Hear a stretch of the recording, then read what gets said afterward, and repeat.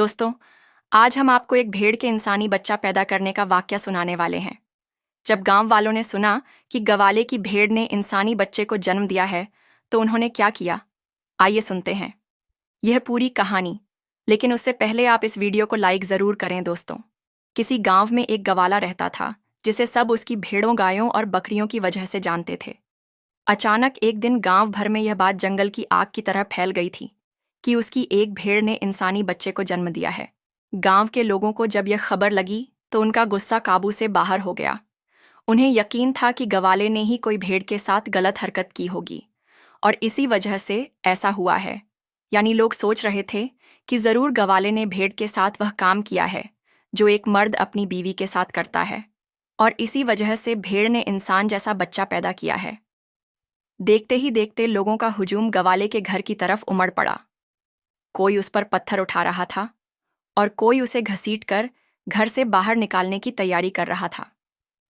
गवाले के लिए यह सब किसी बुरे ख्वाब से कम नहीं था। वह रो रो कर हाथ जोड़कर लोगों को समझाने की कोशिश कर रहा था। मेरी बात पर यकीन करो, मैं ऐसा आदमी नहीं हूं। यह भेड़ जिसका नाम रोशनी है मेरे लिए जान से प्यारी है, लेकिन मैं कोई ऐसा गंदा इंसान नहीं जो इस पर बुरी नजर डालूं। मैं सच कह रहा हूं, मेरी पूरी बात सुनो। लेकिन गुस्से में बेकाबू भीड़ को उसकी सफाई से कोई सरोकार नहीं था। एक के बाद एक लात, घूंसे और मुक्के उस पर बरसते जा रहे थे।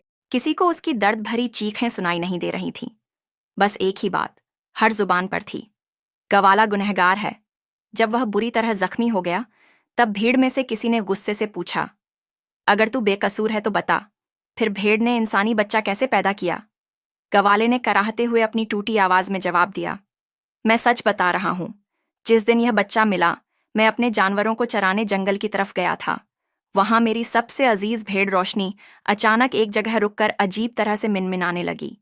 पहले तो मुझे लगा कि शायद कोई सांप या दरिंदा उसके आसपास है, लेकिन जब मैं करीब गया तो देखा कि एक बच्चा एक दरख्त के नीचे पड़ा हुआ था। रोशनी उस बच्चे को अपनी जबान से बार बार चाट रही थी, जैसे कोई माँ अपने बच्चे को प्यार करती है।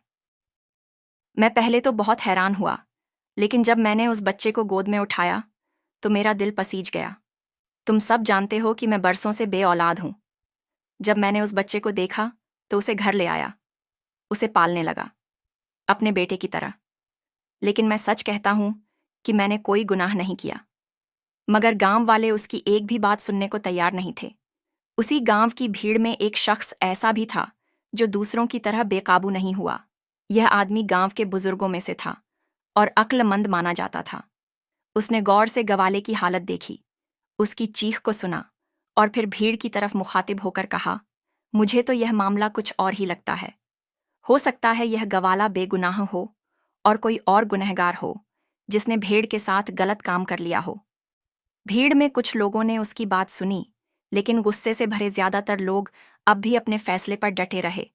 हम इसको छोड़ नहीं सकते, इसने ही यह गुनाह का काम किया है, यह हमारे गांव में रहने लायक नहीं, किसी ने चिल्लाकर कहा। आखिरकार गांव वालों ने तय किया कि गवाले को 2 दिन के अंदर अपना सामान, अपनी बीवी भेड़ें, बकरियां और गाय लेकर गांव छोड़ देना होगा। हम इस गुनाह को अपने गांव में नहीं रख सकते। यह तेरा ही गुनाह है और अब इसकी सजा तुझे ही मिलेगी। भीड़ में से किसी ने हिकारत से कहा। गवाले की आंखों से आंसू बहने लगे। वह बेबस था, लाचार था, लेकिन फिर भी उसकी जुबान पर यही था कि मैंने कोई गुनाह नहीं किया, मैंने भेड़ के साथ गलत काम नहीं किया है। इसी बीच कुछ समझदार लोगों ने आपस में सरगोशियां की। यह मामला हमें जितना दिख रहा है उतना सीधा नहीं लगता। कभी हमने सुना है कि कोई भेड़ इंसानी बच्चा पैदा करे, इसमें कोई गहरी बात जरूर है। आखिरकार गांव के बुजुर्गों में से कुछ लोग एक दूसरे से मशवरा करने लगे। उनमें से एक ने कहा, हम यूं ही किसी को मुजरिम नहीं बना सकते, हमें इस मामले की गहराई तक जाना चाहिए। ऐसा पहले कभी नहीं हुआ, तो फिर अब कैसे हुआ? उन्होंने तय किया कि गांव से थोड़ी दूर एक बूढ़े बाबा रहते हैं जो बहुत तजुर्बे वाले माने जाते हैं। शायद वही इस गुत्थी को सुलझा सके। गांव के कुछ बुजुर्ग और समझदार लोग उस बूढ़े बाबा के पास पहुंचे और उन्हें पूरी दास्तान सुनाई। बाबा ने तफसील से सब कुछ सुना और फिर गहरी सोच में पड़ गए।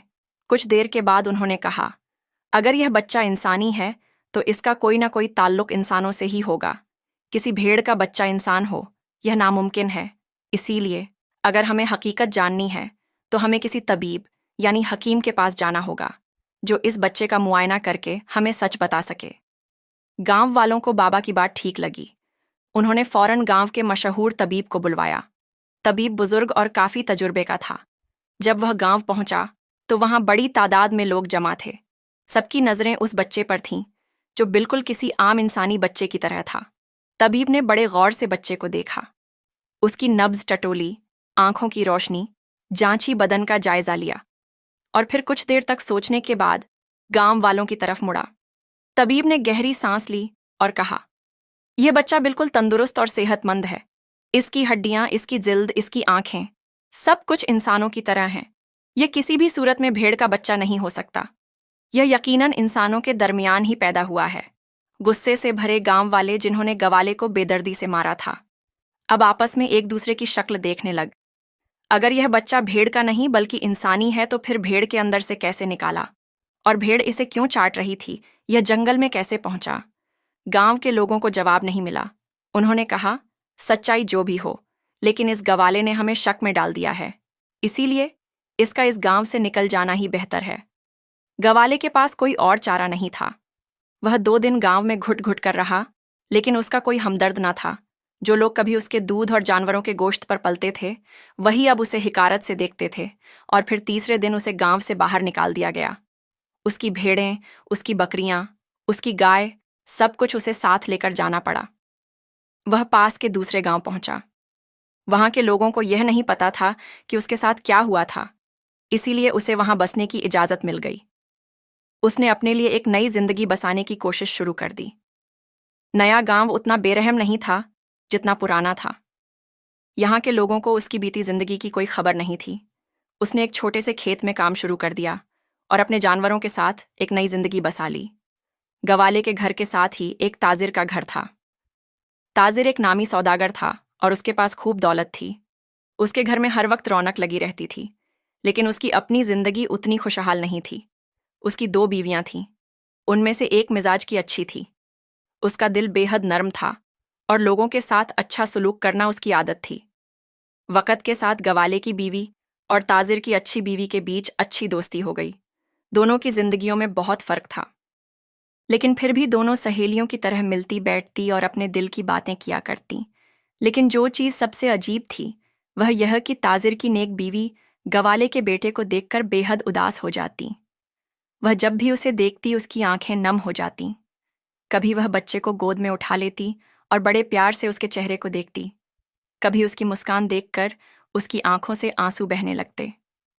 यह सब देखकर गवाले की बीवी हैरान रह जाती।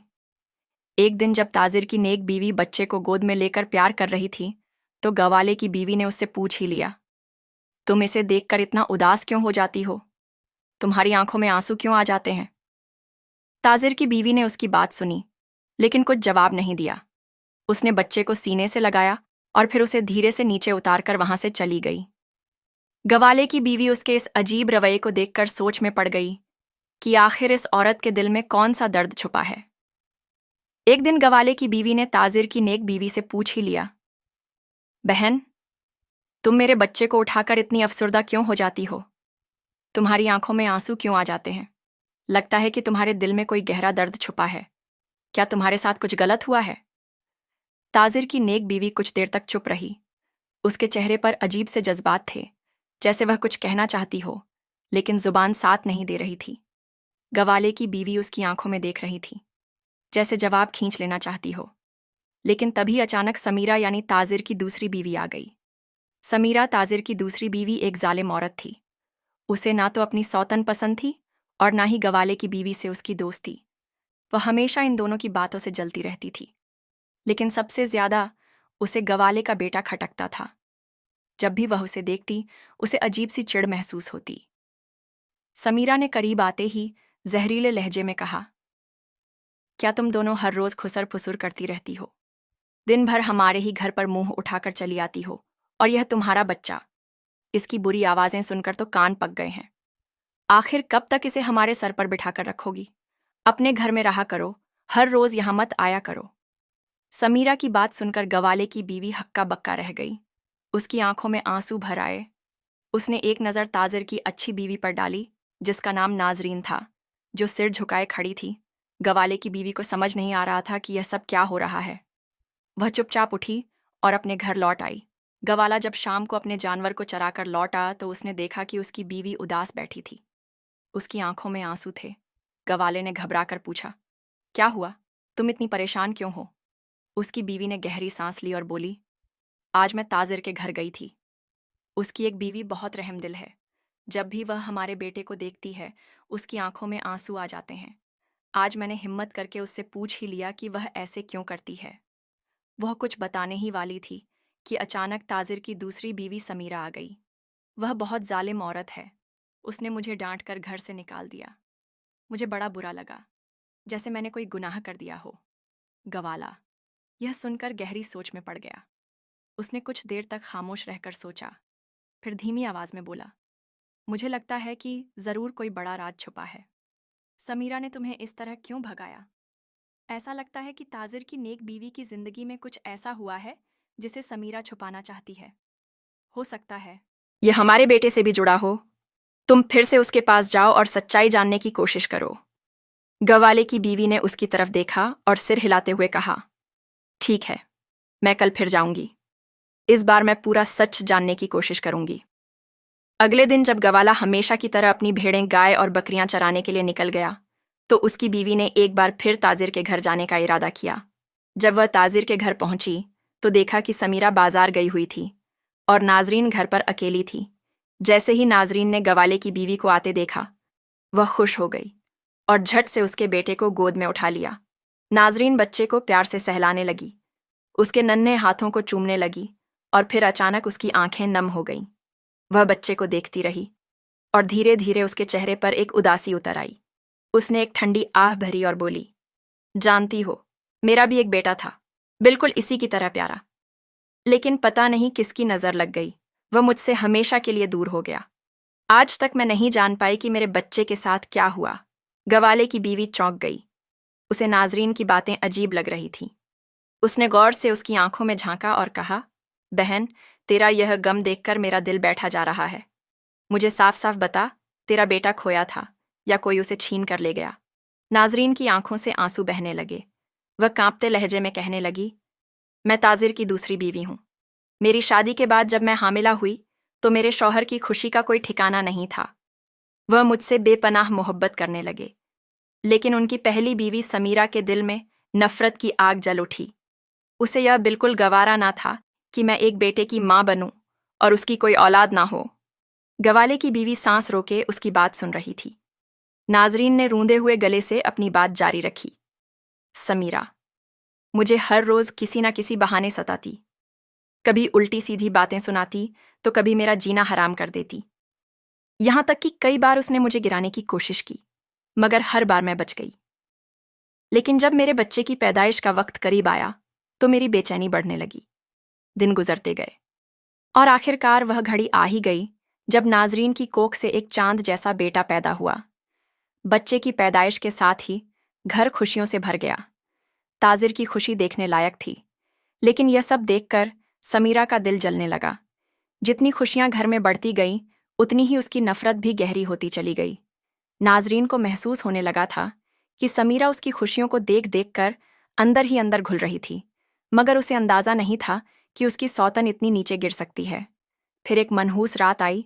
उस रात नाजरीन अपने बेटे को अपने सीने से लगाकर सोई थी।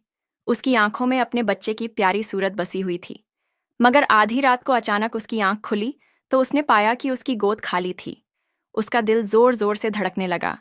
वह घबराकर चारपाई से उठी और इधर उधर देखने लगी। पहले तो उसे लगा कि शायद बच्चा करवट लेकर नीचे गिर गया हो। वो झटपट चारपाई के नीचे झांकी, पूरे कमरे में तलाश किया, हर कोने में देखा, लेकिन बच्चा कहीं नहीं था। अब उसको ऐसा लगा जैसे उसके पैरों तले से जमीन खिसक गई। उसकी सांसें तेज हो गईं और वह बदहवास होकर रोने लगी, मेरा बच्चा कहाँ गया? कोई मेरे बच्चे को ढूंढो। उसकी चीख पुकार सुनकर ताजिर की भी आंख खुल गई। वह अपनी बीवी को यूं तड़पता देखकर घबरा गया। क्या हुआ? बच्चा कहाँ है? ताजिर ने बेताबी से पूछा। मुझे नहीं पता, मैं सोई थी और बच्चा मेरी गोद में था, मगर अब वह कहीं नहीं है। नाजरीन बिलक बिलक कर रोने लगी। ताजिर के भी चेहरे का रंग उड़ गया। वह फौरन पूरे घर में बच्चे को ढूंढने लगा, मगर बच्चे का कोई नामो निशान नहीं था। और फिर समीरा एक कोने में बैठी हुई नाजरीन को तसल्ली देने की कोशिश कर रही थी। सब्र करो, सब ठीक हो जाएगा, तुम यूं मत रो, बच्चे को ढूंढ लेंगे। मगर नाजरीन को समीरा के लहजे में एक अजीब सी ठंडक महसूस हुई। उसकी आंखों में कोई घबराहट नहीं थी, कोई बेचैनी नहीं थी, बल्कि उसकी आवाज में अजीब सा ठहराव था। उस दिन से लेकर आज तक नाजरीन ने अपने बेटे को हर जगह ढूंढा, लेकिन वह कहीं नहीं मिला। कभी कभी लगता है जैसे वह मुझे पुकार रहा हो, मगर जब हाथ बढ़ाती हूं तो बस हवा के सिवा कुछ नहीं मिलता। इतना कहते ही नाजरीन की हिचकियां बंद गईं। वह फूट फूट कर रोने लगी। गवाले की बीवी ने उसे अपनी बाहों में भर लिया। उसका दिल भी तेजी से धड़क रहा था। नाजरीन की आंसुओं में डूबी आवाज और गवाले की बीवी की हमदर्दी भरी बातें जैसे ही खत्म हुई, तभी दरवाजे पर किसी के कदमों की आहट सुनाई दी। दोनों ने मुड़कर देखा तो सामने समीरा खड़ी थी। चेहरे पर अजीब सा सख्त तासुर, आंखों में गुस्से की एक लहर और होंठ कसकर भींचे हुए। उसने उन दोनों की कुछ बातें भी सुन ली थीं। वह दोनों किसी बच्चे के बारे में बात कर रही थीं। समीरा कुछ देर वहीं खड़ी रही, लेकिन उसकी आंखों में हलचल थी। उसके कानों तक इन दोनों की बातें पहुंच चुकी थीं। उसका दिल जैसे किसी अनजाने खौफ से कांप उठा। उसके जहन में बार बार एक ही सवाल गूंज रहा था, यह नाजरीन इस गवाले के बेटे से इतनी मानूस क्यों है? क्या यह वही बच्चा तो नहीं? खैर, इस बार समीरा ने गवाले की बीवी को कुछ नहीं कहा, और समीरा के आने के बाद गवाले की बीवी भी अपने घर वापस आ गई। इधर समीरा सोच में डूब गई कि मैं उस बच्चे को अच्छी तरह जमीन में दफना कर आई थी। मैंने खुद अपनी आंखों से देखा था कि वह सांस नहीं ले रहा था। ये मेरा सिर्फ वहम है। मगर फिर भी उसका दिल सुकून नहीं पा रहा था। वह खुद से बड़बड़ाने लगी, नहीं, मुझे जाकर देखना होगा कि वह वहां है या नहीं। अगर वह बच्चा सच में यही है तो मुझे जल्दी कुछ करना होगा। उसके माथे पर पसीना छलक आया। एक दिन वह मौका देखकर घर से निकल पड़ी। उसके कदम खुद ब खुदा जंगल की तरफ बढ़ने लगे। आखिरकार वह उस जगह पहुंच गई। उसने इधर उधर देखा और फिर जल्दी से जमीन खोदने लगी। हाथ कांप रहे थे, मगर वह रुकने का नाम नहीं ले रही थी। जैसे जैसे मिट्टी हटती गई, समीरा जमीन खोदते खोदते पसीने से तर हो चुकी थी। लेकिन जब उसने नीचे देखा तो उसकी आंखें हैरत से फैल गईं। वहां कुछ भी नहीं था, ना बच्चा, ना उसकी कोई निशानी। उसका जिस्म सुन्न हो गया। दिल की धड़कनें तेज हो गईं। इधर गवाले ने दूर से समीरा की बेचैनी को भांप लिया था। वह सोच में पड़ गया, यह ताजिर की बीवी जंगल में क्या कर रही है और इतनी घबराई हुई क्यों लग रही है? लेकिन उसने कुछ सोचा नहीं, बस अपने मवेशियों को हाँकने में लग गया। घर लौटने के बाद भी समीरा के चेहरे पर अजीब सी घबराहट और बेचैनी थी, मगर उसने खुद को संभाला। वह जानती थी कि अगर उसने ज्यादा घबराहट दिखाई तो किसी को शक हो सकता है। जैसे ही वह घर में दाखिल हुई, उसने ताजिर को देखा। समीरा को हमेशा की तरह अपनी चालें चलनी आती थीं। उसने ताजिर के पास जाकर एक गहरी सांस ली और शिकायती लहजे में बोली, तुम्हारी यह दूसरी बीवी ना सच में मनहूस औरत है, जिसे अपना बच्चा तक संभालना नहीं आया। वह तुम्हारी खुशियों को क्या संभालेगी? मुझे तो पहले से ही शक था कि यह औरत किसी मनहूस घड़ी में तुम्हारी जिंदगी में आई है। देखो ना, पहले तुम्हारे कारोबार में नुकसान हुआ, फिर तुम्हारा बच्चा भी ना जाने कहाँ चला गया। ताजिर, जो पहले ही कई दिनों से अपनी जिंदगी की उलझनों में घिरा था, समीरा की बातों में आ गया। उसने धीरे धीरे नाजरीन से दूरी बना ली। अब ना तो वह पहले की तरह उससे प्यार करता था और ना ही उसकी बातों में कोई दिलचस्पी लेता था। बेचारी नाजरीन, जो खुद अपने बच्चे के गम में घुली जा रही थी, अब अपने शौहर की बेरुखी से भी तड़पने लगी। उसे समझ नहीं आ रहा था कि आखिर उसकी जिंदगी में इतनी तकलीफें क्यों आ रही थीं। वक्त गुजरता गया। गवाले का बेटा अब धीरे धीरे बड़ा हो रहा था। सुबह होते ही अपने वालिद के साथ साथ भेड़ें, बकरियां और गायों को जंगल की सिमत हाँक कर ले जाना, उन्हें चरने के लिए खुला छोड़ देना और फिर पूरे दिन उनके साथ रहना। मगर गवाला यह सब देखकर खुश नहीं था। वह चाहता था कि उसका बेटा इस जिंदगी से आगे बढ़े, कोई बड़ा मुकाम हासिल करे। एक रोज जब दोनों बाप बेटे जंगल में जानवरों को चरा रहे थे, गवाले ने गहरी सांस ली और अपने बेटे के सिर पर प्यार से हाथ फेरते हुए कहा, बेटा, मैं नहीं चाहता कि तू मेरी तरह सारी जिंदगी इन जानवरों के पीछे दौड़ता रहे। तेरा मुस्तकबिल इससे बहुत आगे है। तुझे पढ़ना चाहिए, तालीम हासिल करनी चाहिए। मैं चाहता हूं कि तू इस गांव का सबसे पढ़ा लिखा इंसान बने। गवाले की यह बातें उसके बेटे के दिल में घर कर गईं। उसने अपने अब्बू की बात मान ली और पढ़ाई में मसरूफ हो गया। गवाले ने अपनी जमा पूंजी बेटे की तालीम पर खर्च करनी शुरू कर दी। उसके लिए किताबें लाया। गांव के एक बड़े आदमी से बात करके उसे शहर भेजने का इंतजाम किया। लड़का भी काबिल निकला। उसने दिल लगाकर पढ़ाई की और अपने गांव में सबसे तेज और ज़हीन बच्चों में गिना जाने लगा। इधर ताजिर के घर में नाजरीन की आंखों से आंसू अब कम नहीं होते थे। उसे अब भी अपने खोए हुए बेटे की याद हर पल सताती थी। लेकिन यह क्या, जब भी वह गवाले के बेटे को देखती तो उसका दिल धड़कने लगता। कुछ तो था उसमें जो उसे किसी अपने जैसा महसूस होता। कई बार वह अपने घर के दरवाजे की ओट से उसे देखती रहती। कभी कोई बहाना बनाकर बाहर निकलती ताकि बस एक झलक और देख सके, और फिर बेबस होकर रो पड़ती। मेरा अपना बच्चा आज होता तो शायद इसी उम्र का होता। वक़्त अपनी रवानी में चल रहा था कि एक दिन अचानक जिंदगी ने गवाले के घर पर एक ऐसा दुख का पहाड़ गिराया जिसे सह पाना आसान नहीं था। उस दिन की सुबह भी आम दिनों जैसी थी।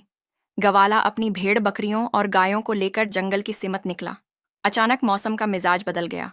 आसमान पर काले बादलों ने डेरा डाल लिया और फिर तेज आंधी के साथ बारिश शुरू हो गई।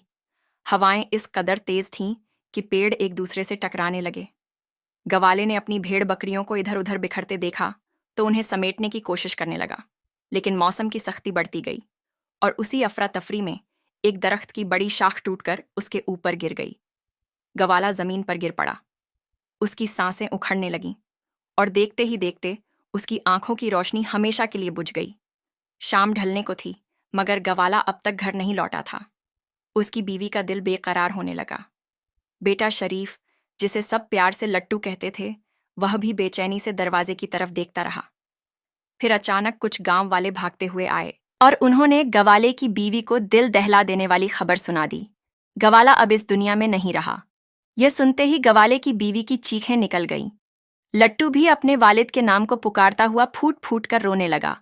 गांव के लोग उन्हें संभालने की कोशिश कर रहे थे, मगर एक औरत का सुहाग और एक बच्चे का बाप खोने का गम कोई कैसे कम कर सकता था। गांव वालों ने उसकी मदद करने की कोशिश की। कुछ रिश्तेदारों ने भेड़ बकरियों का ख्याल रखा ताकि वह भूखी ना मरे, मगर यह सब कितने दिन चलता। एक दिन गवाले की बीवी ने खुद को संभालने का फैसला किया। उसने सोचा, अब इस घर की सारी जिम्मेदारी मुझ पर है। मैं अपनी बकरियों को खुद चराऊंगी और इनका दूध बेचकर गुजारा करूंगी। अब हर सुबह वह अपनी भेड़ बकरियों को लेकर जंगल की सिमत निकल जाती। दिन भर मेहनत करती और शाम को घर लौटती। उसका बेटा लट्टू जब स्कूल से आता तो अपनी माँ की मदद करने आ जाता। कभी जानवरों को पानी पिलाता, कभी उनके लिए घास लाता। इधर ताजिर की शातिर बीवी समीरा अब पूरे घर पर राज कर रही थी। उसकी जुबान का जहर दिन ब दिन था। नाजरीन, जो कभी इस घर की इज्जतदार बीवी थी, अब एक नौकरानी से भी बदतर जिंदगी गुजार रही थी। सुबह से शाम तक घर के कामों में लगी रहती। झाड़ू पोंछा, बर्तन मांजना, खाना पकाना और ऊपर से सौतन की जली कटी बातें भी सहती थीं। मगर नाजरीन ने कभी किसी से कोई शिकायत नहीं की। इधर गवाले के घर भी मुश्किलें बढ़ने लगी थीं। खाने पीने के लाले पड़ गए थे और पुराने कपड़े भी अब जगह जगह से फटने लगे थे। एक रात जब लट्टू अपनी माँ की गोद में सिर रखकर सोने की कोशिश कर रहा था तो उसकी माँ ने उसके सिर पर हाथ फेरते हुए कहा, बेटा, मैंने अपनी बकरियों का दूध बेच बेचकर थोड़े थोड़े पैसे जमा किए हैं। मैं कल ही बाजार जाकर तेरे लिए नए कपड़े और जूते लाऊंगी। लट्टू की आंखें चमक उठीं। उसे अपनी माँ की मेहनत का अंदाजा था, इसलिए उसने धीरे से कहा, अम्मी, मेरे पास अभी वाले कपड़े भी सही हैं, आप पैसे बचा लो। मगर उसकी माँ ने उसे प्यार से सीने से लगा लिया और बोली, बेटा, तू मेरा सब कुछ है। मैं तुझे हमेशा अच्छे से अच्छा दूंगी। और हाँ, अब मैं भी कुछ काम करूंगी। लट्टू ने हैरानी से पूछा, कैसा काम? अम्मी बेटा, जो हमारे साथ वाला ताजिर का घर है ना, मैं वहाँ काम कर लूंगी। घर के कुछ काम कर दूंगी तो शायद थोड़े पैसे मिल जाएं। लट्टू को यह सुनकर अच्छा नहीं लगा। उसने सोचा, मेरी अम्मी किसी के घर काम करेंगी। मगर वह जानता था कि हालात बहुत मुश्किल हैं और उसे अपनी अम्मी के फैसले पर एतबार था।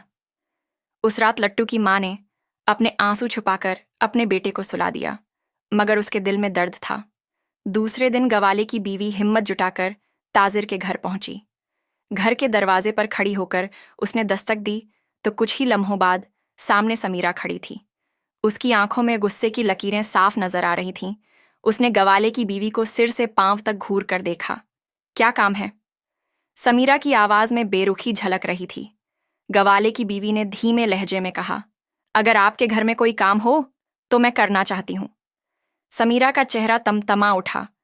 उसे यह औरत बिल्कुल पसंद नहीं आई। वह तो चाहती थी कि सारा काम नाजरीन से करवाए, मगर नाजरीन कई दिनों से बीमार थी। काम करने के लिए उसे किसी की जरूरत तो थी ही, इसलिए उसने भारी मन से कहा, ठीक है, कुछ दिनों के लिए देख लेते हैं। गवाले की बीवी शुक्रिया अदा करके अंदर आ गई और अपने कामों में लग गई। काम से फारिग होने के बाद नाजरीन के पास गई और उसे समझाने लगी, तसल्ली देने लगी। नाजरीन को पहली बार किसी ने तसल्ली दी थी। धीरे धीरे उसके जहन में गवाले की बीवी की बातें जगह बनाने लगी। अब उसने खुद को संवारना शुरू कर दिया। पहले वह अपने आप को मनहूस समझकर पड़ी रहती थी, मगर अब वह साफ सुथरे कपड़े पहनने लगी, अपने शौहर की पसंद का खाना बनाने लगी और घर के कामों में दिलचस्पी लेने लगी। वह ताजिर की हर छोटी व बड़ी ज़रूरत का ख्याल रखने लगी। नाजरीन में आए इस बदलाव को देखकर ताजिर भी हैरान था। उसे अपनी बीवी फिर से वैसी ही लगने लगी जैसी पहले हुआ करती थी, नर्म दिल, खामोश और अपने शौहर के ख्याल रखने वाली। वह उसके पास बैठने लगा, उसे बातें करने लगा। यह सब देख देख कर समीरा के सीने पर सांप लौटने लगे। उसे लग रहा था जैसे उसके हाथ से सब कुछ फिसलता जा रहा हो। अब नाजरीन उसकी मुट्ठी से निकल रही थी और ताजिर दोबारा उसकी तरफ खींचने लगा था। अगले दिन सुबह की हल्की धूप आंगन में फैल रही थी। गवाले की बीवी जल्दी जल्दी हाथ चला रही थी। उसने अपने बेटे लट्टू को पास बुलाया और कहा, बेटा, आज तुम्हारी स्कूल से छुट्टी है, तो ऐसा करो, बकरियों को लेकर चराने चले जाओ। मुझे अभी ताजिर के घर काम पर जाना है। लट्टू ने सिर हिलाया और मुस्कुराकर बोला, अम्मी आप बेफिक्र रहिए, मैं अच्छे से देखभाल करूंगा। लट्टू ने अपनी बकरियों और भेड़ों को इकट्ठा किया और घर के पास वाले खेत में ले गया। वहां घास काफी ऊंची हो चुकी थी, जो जानवरों के लिए एकदम सही थी। लट्टू की सबसे प्यारी भेड़ रोशनी उसकी खास थी, क्योंकि वह सबसे समझदार थी। उसने उसे हल्के से पुचकाते हुए कहा, रोशनी देखो, यहीं रहकर घास खाना, अंदर मत जाना, समझी? रोशनी ने जैसे उसकी बात समझ ली और धीरे धीरे घास खाने लगी। लट्टू कुछ देर अपने जानवरों को देखता रहा। फिर उसे ख्याल आया कि मेरी माँ ताजिर के घर काम कर रही होगी। वह अंदर जाने के लिए बेचैन हो उठा। वह धीरे धीरे घर की तरफ बढ़ा और अंदर घुस गया। ताजिर के घर का माहौल बदला हुआ था। आज नाजरीन की तबीयत बहुत खराब थी। तेज बुखार की वजह से उसकी हालत कमजोर हो गई थी। ताजिर खुद उसके पास बैठा था, उसके माथे पर ठंडे पानी की पट्टियां रख रहा था। नाजरीन की आंखों में आंसू थे, मगर आज ये खुशी के थे। सालों बाद ताजिर उसके इतने करीब बैठा था, उसका ख्याल रख रहा था, लेकिन समीरा के लिए यह सब किसी जहर से कम नहीं था। उसका खून खोल रहा था। उसे लग रहा था कि यह सब गवाले की बीवी की सिखाई हुई बातें हैं, जिनकी वजह से ताजिर नाजरीन की तरफ झुक रहा है। उसी वक्त लट्टू अंदर आ गया और एक तरफ खेलने लगा। समीरा पहले ही गुस्से में थी। जब उसने लट्टू को खेलते हुए देखा तो आग बबूला हो गई। अरे, तू यहां क्या कर रहा है? भाग यहां से! वह चीखी। इतने में बाहर खड़ी रोशनी भेड़ ने अंदर से आती आवाजें सुनी। वह चौकन्नी हो गई। जैसे ही उसे महसूस हुआ कि लट्टू मुसीबत में है, वह अचानक घर के अंदर आ गई। समीरा ने गुस्से से घूरते हुए कहा, अब यह भेड़ भी घर में घुसी आ रही है, बदतमीज जानवर, चल निकल यहां से। उसने जैसे ही रोशनी को धक्का देने की कोशिश की, रोशनी बिफर गई। वह समीरा पर झपट पड़ी और उसे जोर से टक्कर मार दी। समीरा लड़खड़ाकर जमीन पर गिरी। तभी रोशनी ने एक जोरदार हमला किया और समीरा के चेहरे पर अपने मजबूत सींग मार दिए। समीरा की चीख पूरे घर में गूंज उठी। ताजिर भी भागता हुआ वहां आया और यह खौफनाक मंजर देखकर हक्का बक्का रह गया। उसकी बीवी जमीन पर तड़प रही थी और गवाले की भेड़ खड़ी थी, जैसे किसी दुश्मन को सबक सिखा दिया हो। ताजिर का चेहरा गुस्से से लाल हो गया। उसने बिना सोचे समझे गुस्से में आकर लट्टू और उसकी मां की तरफ देखा और गरजते हुए बोला, तुम दोनों ने मेरे घर का यह हाल कर दिया, निकल जाओ यहां से और दोबारा इस घर में कदम मत रखना। गवाले की बीवी ने लट्टू का हाथ थामा और धीरे धीरे वहां से निकल गई। कुछ दिन बीत गए। एक दिन गवाले की बीवी घर से बाहर गई हुई थी। लट्टू आंगन में अपनी भेड़ रोशनी के साथ खेल रहा था। जब नाजरीन वहां आ पहुंची, उसने बड़ी नरमी से कहा, लट्टू, तुम्हारी माँ घर पर नहीं है, चलो मेरे साथ, मेरे घर चलो। लट्टू ने उसकी तरफ देखा और सिर हिला दिया। जैसे ही नाजरीन उसे अपने साथ लेकर चलने लगी, रोशनी अचानक उनके रास्ते में आकर खड़ी हो गई। नाजरीन ठिठक गई। उसने प्यार से रोशनी के सिर पर हाथ फेरा और कहा, अरे, तुम्हें भी चलना है। उसने भेड़ को भी साथ ले लिया और दोनों को लेकर ताजिर के घर पहुंची। जब ताजिर ने अपने घर में लट्टू और उसकी भेड़ को देखा, तो उसका चेहरा गुस्से से लाल हो गया।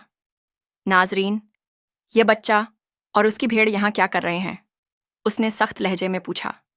नाजरीन ने ठंडी सांस ली और कहा, मुझे नहीं पता क्यों, मगर मुझे ऐसा लग रहा है कि यह भेड़ हमसे कुछ कहना चाहती है। ताजिर ने यह सुनकर हैरानी से नाजरीन को देखा। भेड़ कुछ कहना चाहती है, उसने मजाक उड़ाने वाले अंदाज में कहा। तभी रोशनी ने अजीब हरकतें करनी शुरू कर दी। वह जोर जोर से अपनी आवाज में बोलने लगी। कभी वह लट्टू की तरफ देखती, कभी नाजरीन की तरफ और कभी ताजिर की तरफ। सब भौचक्के रह गए। उस वक्त वहां एक बूढ़े बाबा मौजूद थे, जो बचपन से ही भेड़ों, गायों और बकरियों के साथ पले बड़े थे।